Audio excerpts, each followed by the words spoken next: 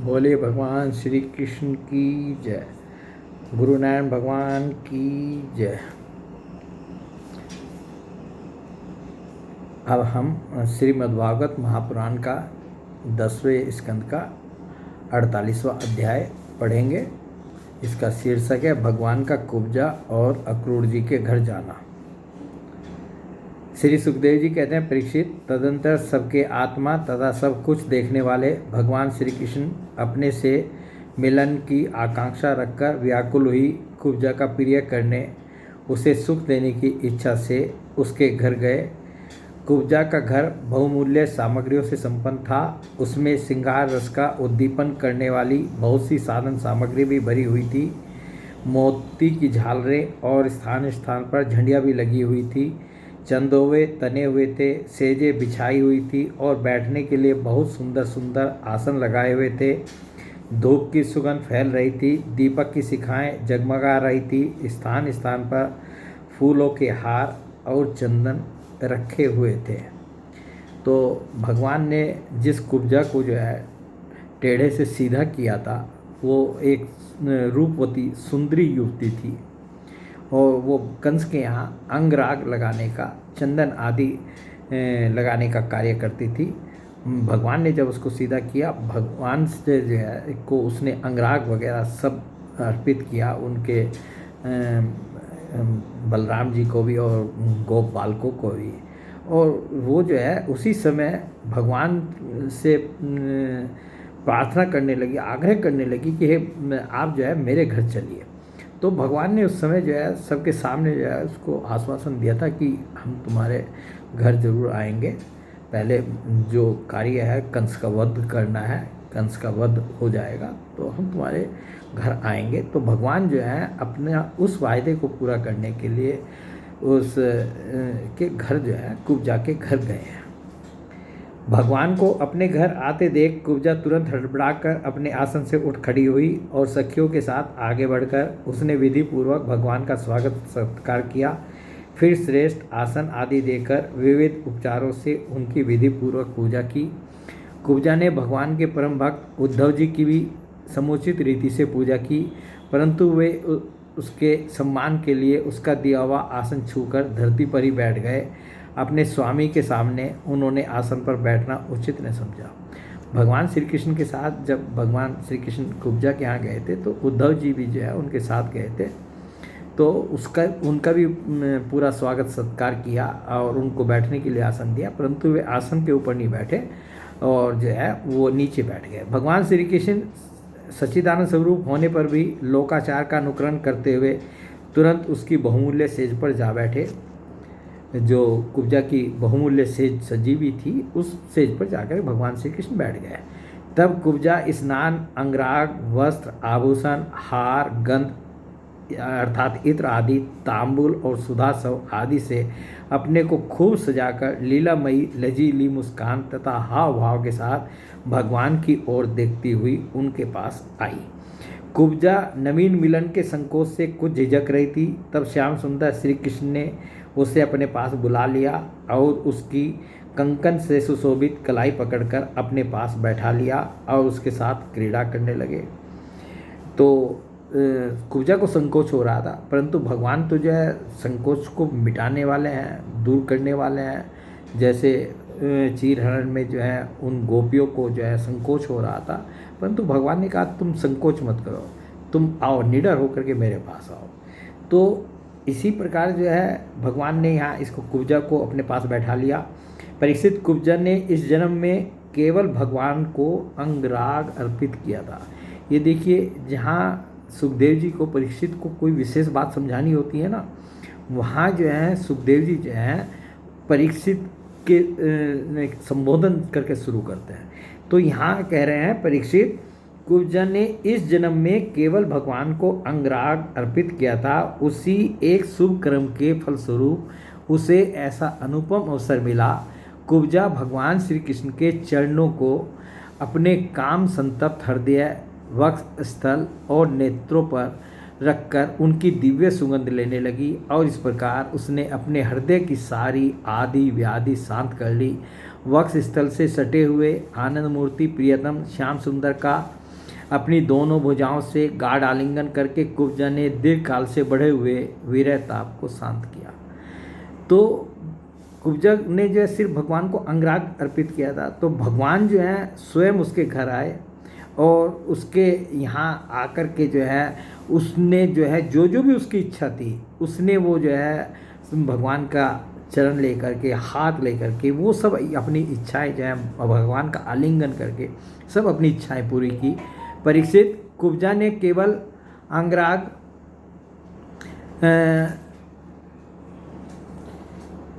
समर्पित किया था, उतने से ही उसे उन सर्वशक्तिमान भगवान की प्राप्ति हुई जो कैवल्य मोक्ष के अधीश्वर हैं और जिनकी प्राप्ति अत्यंत कठिन है। परंतु उस दुर्भगा ने उन्हें प्राप्त करके भी वृज गोपियों की भांति सेवा ने मांगकर यही मांगा, क्या मांगा? प्रियतम, आप कुछ दिन यहीं रहकर मेरे साथ क्रीड़ा कीजिए, क्योंकि हे कमलनयन, मुझसे आपका साथ नहीं छोड़ा जाता। तो यही कहा, और भी वो कुछ मांग सकती थी भगवान से, कुछ भी चाहती वो भगवान दे देते। और क्या मांगा उसने कि आप मेरे साथ कुछ दिन यहीं रहिए। परीक्षित, भगवान श्री कृष्ण सबका मान रखने वाले और सर्वेश्वर हैं। उन्होंने अभिष्ट वर देकर उसकी पूजा स्वीकार की और फिर अपने प्यारे भक्त उद्धव जी के साथ अपने सर्वसम्मानित घर पर लौट आए। परीक्षित, भगवान ब्रह्मा आदि समस्त ईश्वरों के भी ईश्वर हैं। उनको प्रसन्न कर लेना भी जीव के लिए बहुत ही कठिन है। जो कोई उन्हें प्रसन्न करके उनसे विशेष सुख मांगता है वह निश्चय ही दुर्बुद्धि है, क्योंकि वास्तव में विशेष सुख अत्यंत तुच्छ नहीं के बराबर है। तो यहाँ परीक्षित को जो है विशेष रूप से जो है सुखदेव जी समझा रहे हैं कि देखिए भगवान जो हैं कैसे हैं। भगवान ब्रह्मा आदि समस्त ईश्वरों के भी ईश्वर हैं, और फिर भी कोई भक्त, कोई जीव जो है उनको प्रसन्न भी कर ले और प्रसन्न करने के बाद उनसे विषय भोगी मांगे, तो ये कौन सा जो है बड़ा काम उसने किया। तो वो निश्चय ही जो है ऐसा विषय भोग मांगने वाला जो है दुर्बुद्धि व्यक्ति है, क्योंकि वास्तव में विषय सुख अत्यंत तुच्छ के बराबर है, नहीं के बराबर है। तदंतर एक दिन सर्वशक्तिमान भगवान श्री कृष्ण बलराम जी और उद्धव जी के साथ अक्रूर जी की अभिलाषा पूर्ण करने और उनसे कुछ काम लेने के लिए उनके घर गए। अक्रूर जी से भी भगवान ने वायदा किया था। जब अक्रूर जी जो है मथुरा में भगवान को लेकर के आए थे, तो मथुरा पहुंचते ही अक्रूर जी ने कहा कि आप मेरे घर चलिए। तो भगवान ने कहा कि नहीं, अभी पहले जो है जो जिस काम के लिए मैं आया हूँ वो मैं काम कर लूँ, कंस का जो वध करना था, और उसके बाद मैं तुम्हारे घर आऊँगा। तो भगवान ने अक्रूर जी से भी वायदा किया था, वो भी पूरा कर रहे हैं भगवान। अक्रूर जी ने दूर से ही देख लिया कि हमारे परम बंधु मनुष्य लोक शिरोमणि भगवान श्री कृष्ण और बलराम जी आदि पधार रहे हैं। वे तुरंत उठकर आगे गए तथा आनंद से भरकर उनका अभिनंदन और आलिंगन किया। अक्रूर जी ने भगवान श्री कृष्ण और बलराम जी को नमस्कार किया तथा उद्धव जी के साथ उन दोनों भाइयों ने भी उन्हें नमस्कार किया। जब सब लोग आराम से आसनों पर बैठ गए, तब अक्रूर जी उन लोगों की विधिवत पूजा करने लगे। परीक्षित, उन्होंने पहले भगवान के चरण धोकर चरणों तक सिर पर धारण किया। पूरा स्वागत सत्कार जो है अक्रूर जी ने जो है, अक्रूर जी तो ब्रह्महद में जो है यमुना का जो कुंड था उसमें भगवान के साक्षात दर्शन कर चुके थे। तो उनको तो जो है किसी तरह का कोई संदेह, किसी तरह का कुछ था ही नहीं, और सब कुछ जो है अपनी आंखों के सामने उन्होंने देखा। कुलियापिड़ का को किस तरह से मारा और किस तरह से जो है चानूर और मुस्टिक पहलवानों को मारा, कंस का वध किया। तो जो है उनका पूरा स्वागत सत्कार कर रहे हैं अक्रूर जी और विधिवत पूजा की।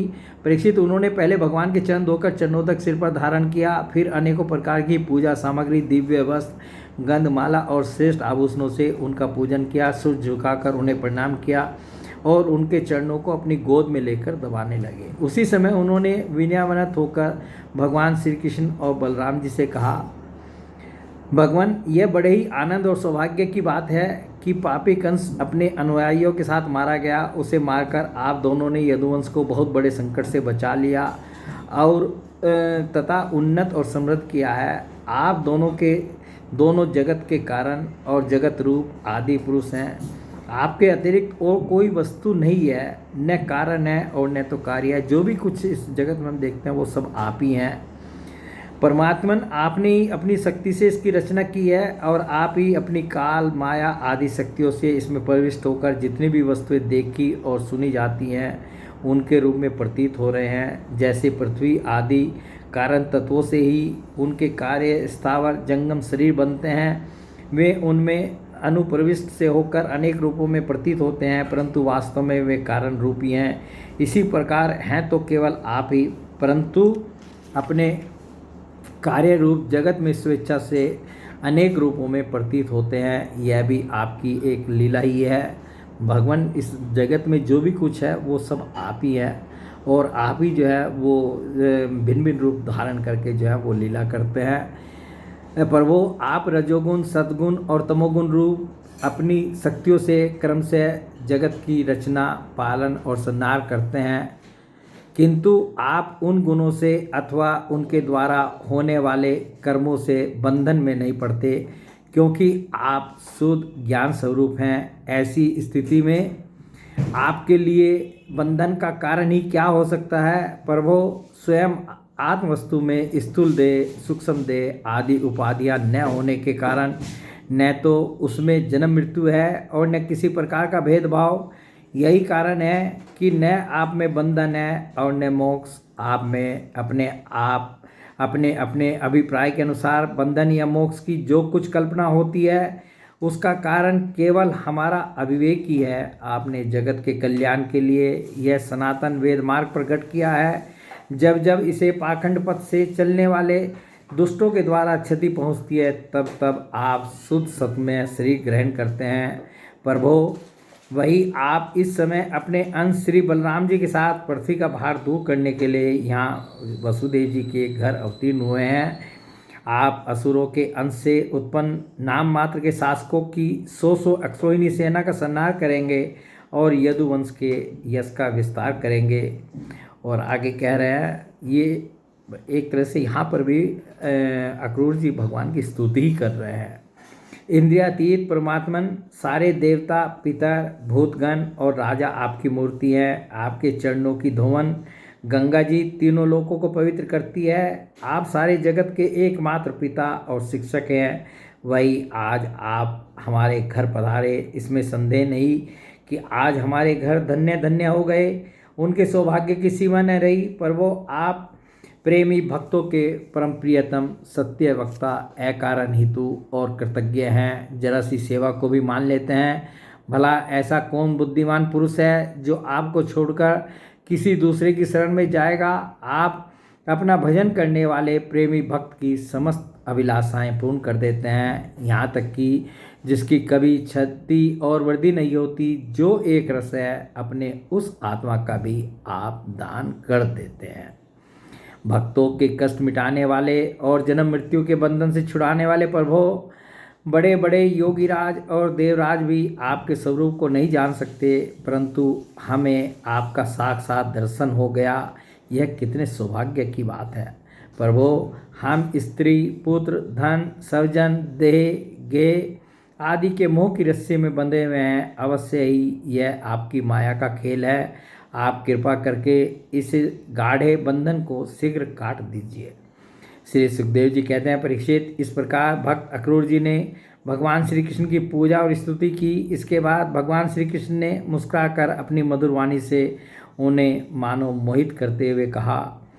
जब इस प्रकार जो है अक्रूर जी ने भगवान श्री कृष्ण की जो हमने ऊपर पढ़ी है ये स्तुति की पूजा की, तब उसके बाद भगवान ने जो है मुस्कुराकर जो है उनकी बातों का उत्तर दिया। भगवान श्री कृष्ण ने कहा, तात आप हमारे गुरु हितोपदेशक और चाचा हैं, हमारे वंश में अत्यंत प्रशंसनीय तथा हमारे सदा के हितैषी हैं।